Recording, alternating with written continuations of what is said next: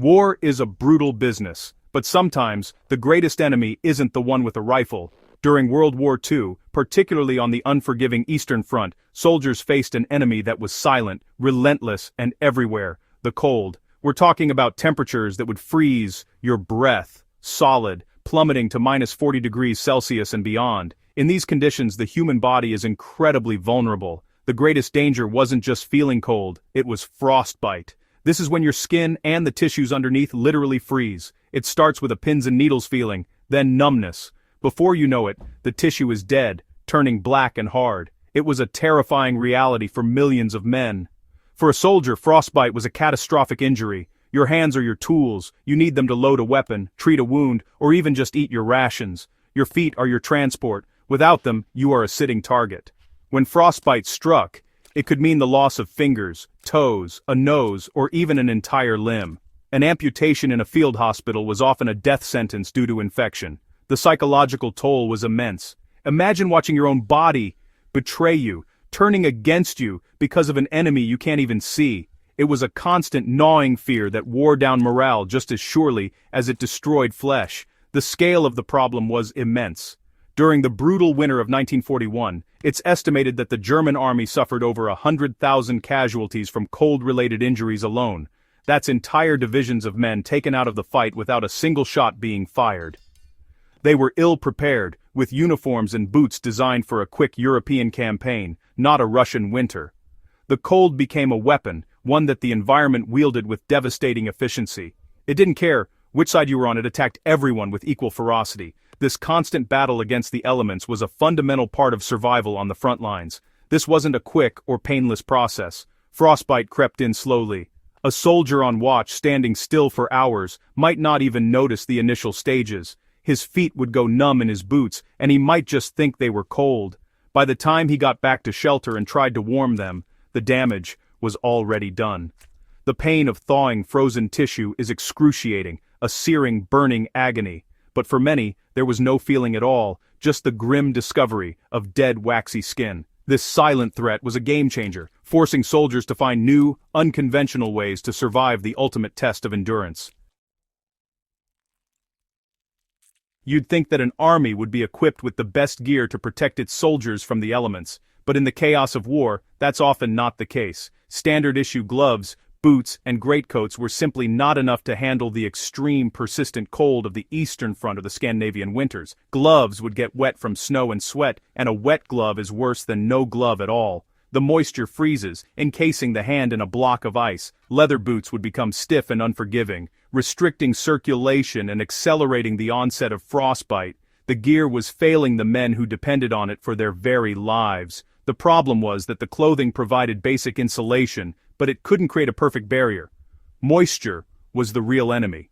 A soldier's body produces sweat, even in the cold, especially during physical exertion like marching or digging a foxhole.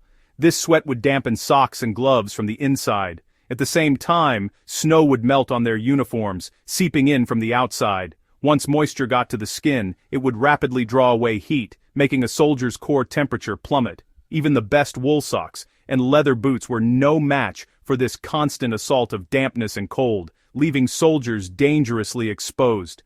This failure of equipment forced soldiers to get creative. They were in a desperate situation, and desperation is the mother of all invention. They stuffed newspapers in their boots for extra insulation.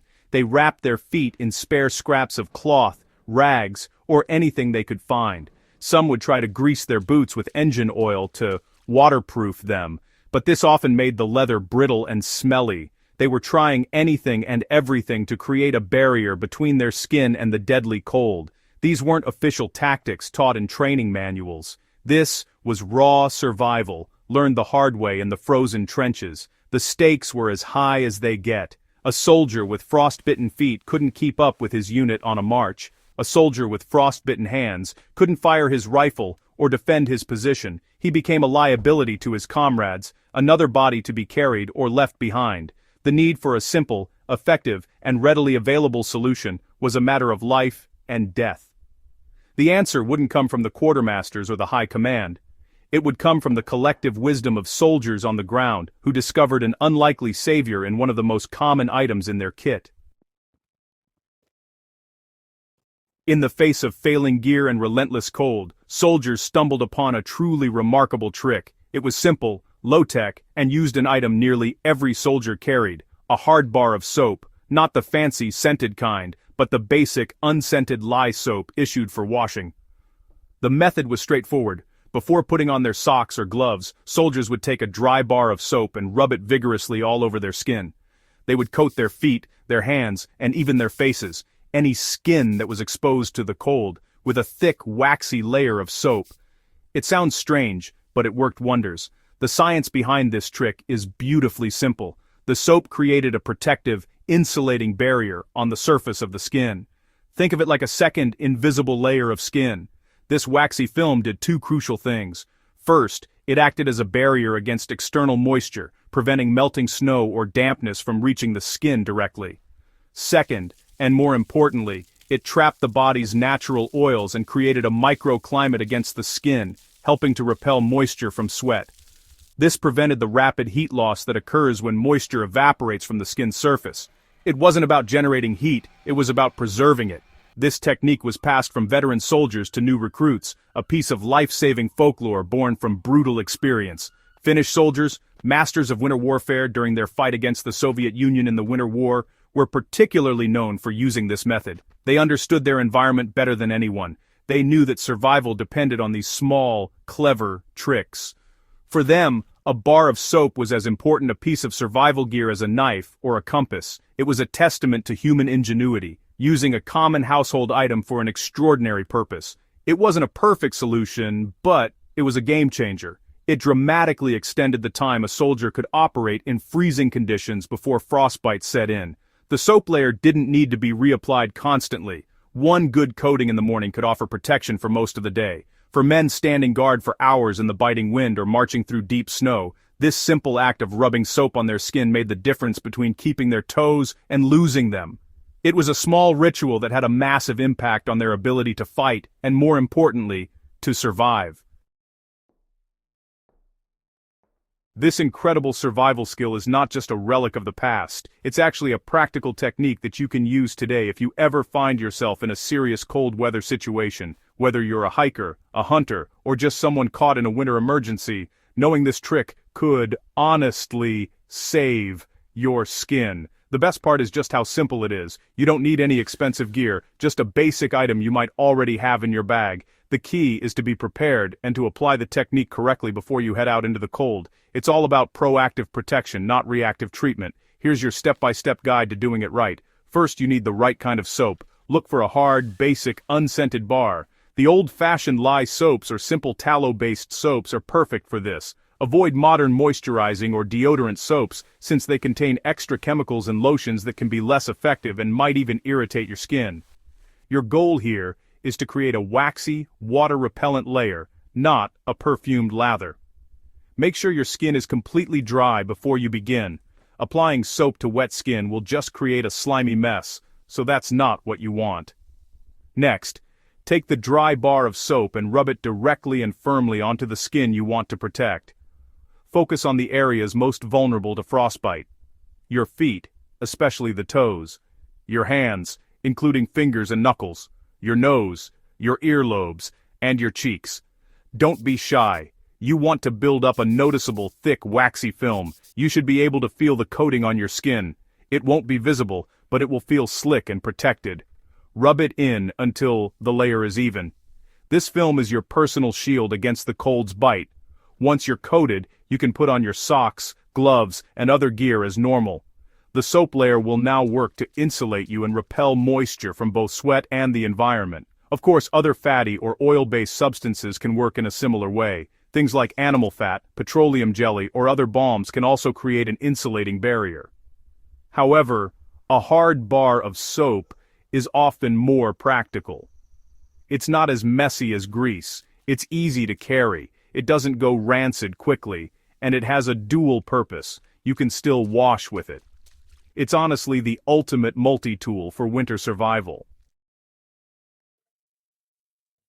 The soap trick is more than just a clever hack, it's a powerful reminder that some of the most effective survival techniques are born from simplicity and resourcefulness. The soldiers of World War II didn't have advanced fabrics or heated gear, they had their wits, and the basic items in their packs. They learned to look at an ordinary object like a bar of soap and see a life-saving tool. This mindset, the ability to adapt and innovate with what you have, is really the absolute core of survival. It's about seeing solutions where others see problems. That's a lesson that is just as valuable today as it was in the frozen trenches of 1941. We live in a world of high-tech gear and modern conveniences, and it's so easy to become reliant on them. We buy the best insulated boots, the most advanced waterproof jackets, and chemical hand warmers. This gear is fantastic, but it can fail. Batteries die, fabrics tear, and things get lost. What do you do then?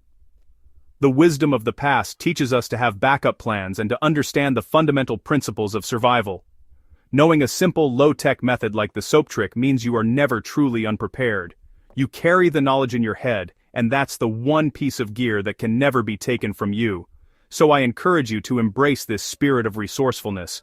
The next time you're preparing for a cold-weather adventure, throw an old-fashioned bar of soap into your pack. Better yet, try it out. On your next hike in the cold, rub some on one foot and not the other, and just feel the difference for yourself. There is no substitute for hands-on experience. Understanding how it feels and works will lock that knowledge into your brain forever. It moves from being a historical fact to a personal skill, ready to be deployed when you need it most. Never underestimate the wisdom of those who came before us. They faced the harshest conditions imaginable and survived. Their legacy is not just in the history books, it's in the practical, life-saving skills they developed. By learning and practicing techniques like the World War II soap trick, we honor their ingenuity and better prepare ourselves for our own challenges. The wild doesn't care about your fancy gear, it respects knowledge and preparedness. So, learn from the past, stay resourceful, and you can survive anything.